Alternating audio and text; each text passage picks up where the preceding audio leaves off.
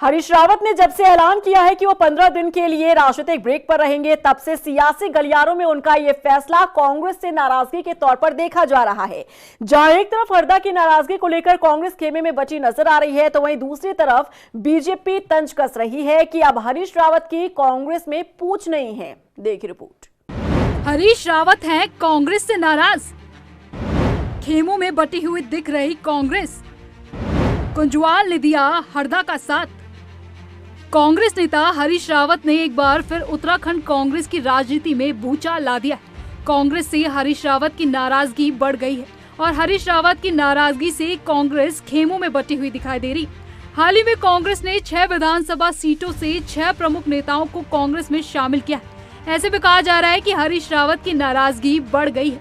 दरअसल हरीश रावत रामनगर से संजय नेगी को पार्टी में शामिल कराना चाहते थे, लेकिन कांग्रेस के नेता और प्रभारी के सामने इस बार हरीश रावत की एक न चली और संजय नेगी को पार्टी में शामिल नहीं किया गया। हरीश रावत ने सोशल मीडिया पर पोस्ट कर 15 दिनों के लिए राजनीतिक कार्यों से दूरी बनाने की बात लिखी है। अब उनकी इस लड़ाई में उनके साथ कांग्रेस के वरिष्ठ नेता गोविंद सिंह कुंजवाल भी कूद पड़े हैं। गोविंद सिंह कुंजवाल ने साफ कहा है कि हरीश रावत को नाराज कर कांग्रेस उत्तराखंड में चुनाव नहीं जीत पाएगी। उन्होंने कहा कि हरीश रावत अब इस बात से पीछे नहीं हटने वाले। अगर उन्होंने कोई कदम उठा लिया तो उसका नुकसान कांग्रेस को ही होगा।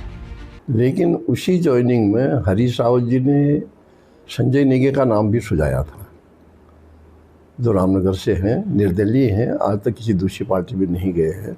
और जब चुनाव लड़ते हैं तो 15 से 20 हज़ार वोट ले आते हैं।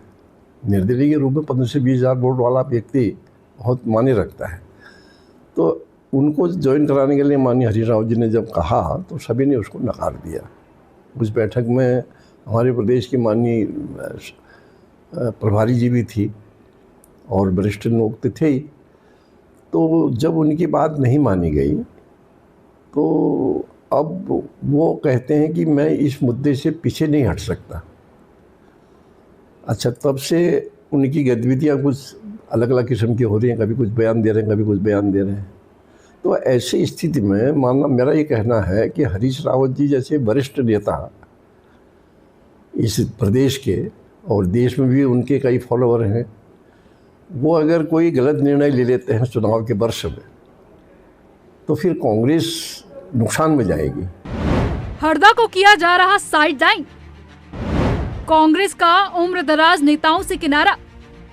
वहीं दूसरी ओर इसको लेकर बीजेपी कांग्रेस से चुटकी ले रही है। बीजेपी विधायक विनोद चमोली ने कहा कि जिस तरह से कांग्रेस में बीते समय से जो घटनाक्रम चल रहा है, उसे सहज अनुमान लगाया जा सकता है कि हरीश रावत धीरे धीरे साइडलाइन किए जा रहे हैं। और सिर्फ हरीश रावत ही नहीं, जो कांग्रेस में उम्रदराज नेता है, उन्हें किनारे लगाया जा रहा है। उन्होंने कहा कि कांग्रेस में इस वक्त अंतर्द्वंद चरम पर है और चुनाव नजदीक आते आते कांग्रेस आपस में ही लड़ेगी। मैं पहले ही कह रहा था कि कांग्रेस में जो घटनाक्रम चल रहे हैं उनको देखते हुए ये अनुमान सहज लगाया जा सकता था कि हरीश रावत जी धीरे धीरे हाशिए पे जा रहे हैं।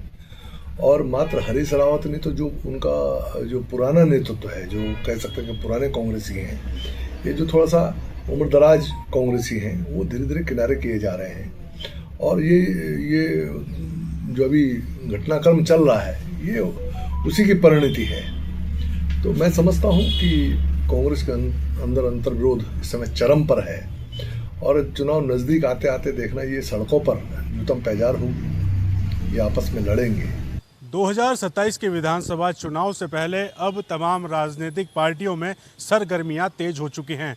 दल बदल की राजनीति इस वक्त चरम पे है। कई राजनीतिक पार्टियों छोड़कर लोग भाजपा और कांग्रेस में शामिल हो रहे हैं। बात करें उत्तराखंड कांग्रेस की, उत्तराखंड कांग्रेस में हाल ही में कुछ बड़े नेता दिल्ली जाकर ज्वाइनिंग करते हैं और भाजपा छोड़कर कांग्रेस में आते हैं। कांग्रेस में आने के बाद जब वो शामिल हुए तो इसका जो है वो नेगेटिव असर भी देखने को मिला, जहां पर कुछ जो कांग्रेस के नेता हैं वो नाराज हुए, उन्होंने इस्तीफा तक दे दिया। तो वहीं अब अगर बात करें हम, जो सबसे बड़ा नाम उत्तराखंड कांग्रेस में माना जाता है वो है पूर्व मुख्यमंत्री हरीश रावत।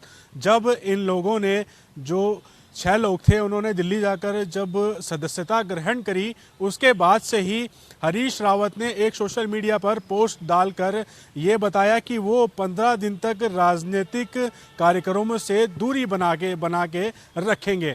मगर वहीं जो चर्चाएं हैं और जो सूत्र हैं, उनकी माने तो जो रामनगर से संजय नेगी, जो उनके बहुत ही करीबी माने जाते हैं, उनकी भी ज्वाइनिंग इसी जो सदस्यता ली गई थी दिल्ली में जाके, उनमें होनी थी। मगर कुछ नेताओं द्वारा इसकी नाराज़गी जताई गई, जिसके बाद हरीश रावत ने राजनीतिक कार्यक्रमों से दूरी बनाई और अपनी नाराज़गी व्यक्त की।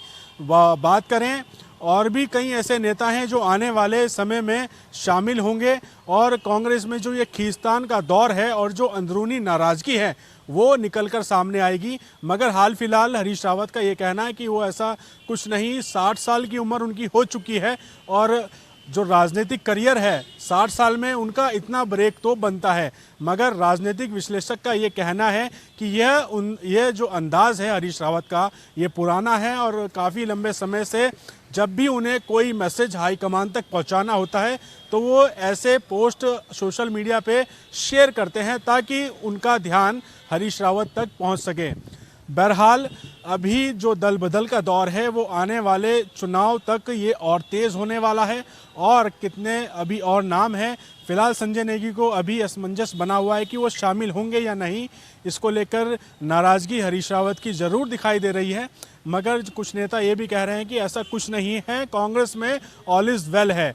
अब देखना होगा आने वाले दिनों में कौन से ऐसे नेता हैं जिनको लेकर पार्टी के अंदर नाराज़गी दिखाई देती है और उनका शामिल होना पार्टी के कार्यकर्ताओं पर क्या असर डालता है।